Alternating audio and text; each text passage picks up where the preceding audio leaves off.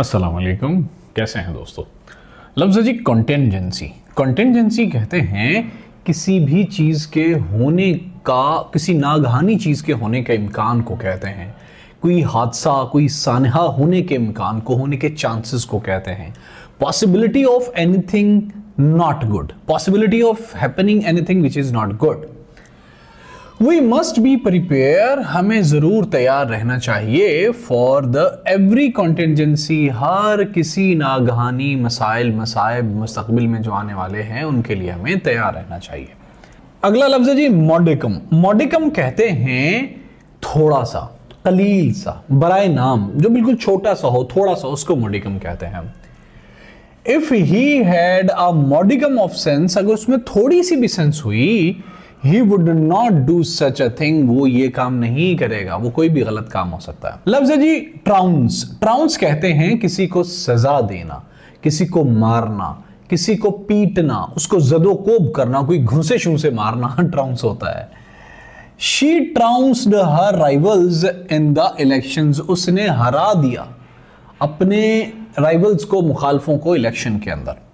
Fateful कहते हैं अटक को, मोहलिक को, तबाकुन को, अटल को, मोहलिक को, तबाकुन को, नागुजीर को, फैसला कुन को।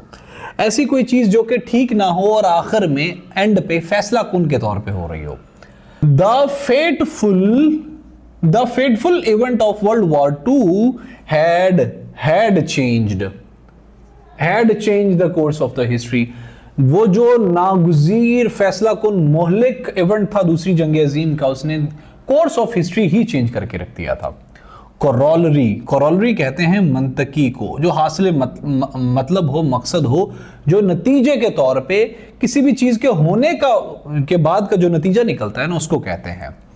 The government wants to spend more on defence, सरकार ज्यादा डिफेंस पे खर्च करना चाहती है।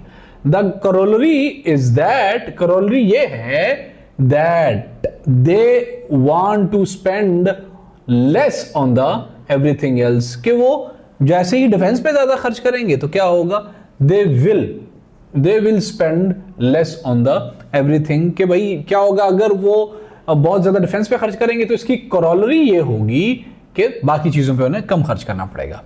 इलैन कहते हैं जोश को, वल्वले को, उमंग को, जोशो खरोश को कहते हैं। She played the piano with great elan, उसने पियानो प्ले किया बहुत ही जोश जज्बे वल्वले उमंग के साथ। लफ्ज़ है जी एग्जॉर्ट। एग्जॉर्ट कहते हैं नसीहत को, मशवरे को, तरगीब को, किसी को कुछ बताने को, किसी को कुछ राह दिखाने को, किसी को कुछ हिदायत करने को।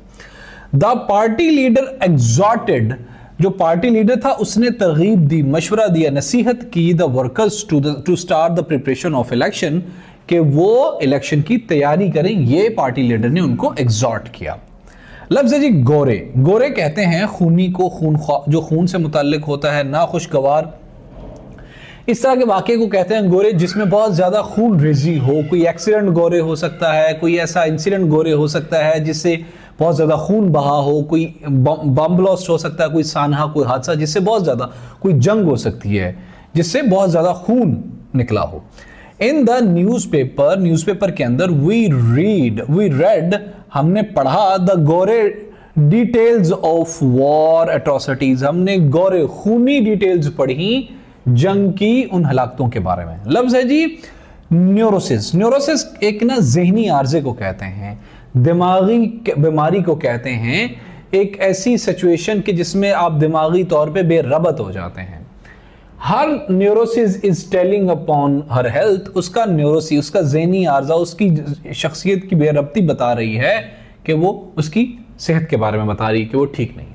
लफ्ज़ है साइकोसिस। साइकोसिस भी एक जहनी आर्जा है, इसमें इंसान बहुत ज़्यादा चीज़ें भूलता है और बहुत ऐसे रिएक्शन करता है जो कि अनएक्सपेक्टेड होते हैं, उसकी पर्सनैलिटी में तजाद पाया जाता है।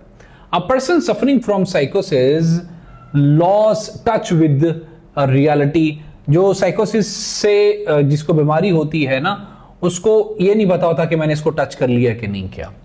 लफ्ज़ है जी लैक्स। लैक्स कहते हैं ढीले को, नरम को, कमजोर को, ऐसी चीज जो कि ढीली ढाली होती है उसको लैक्स कहते हैं। Lax security allowed the thieves to enter, वो जो ढीली, वो जो नरम, वो जो लचकदार, वो जो कमजोर सिक्योरिटी थी, उसने अलाउ किया कि चोर एंटर हो जाए।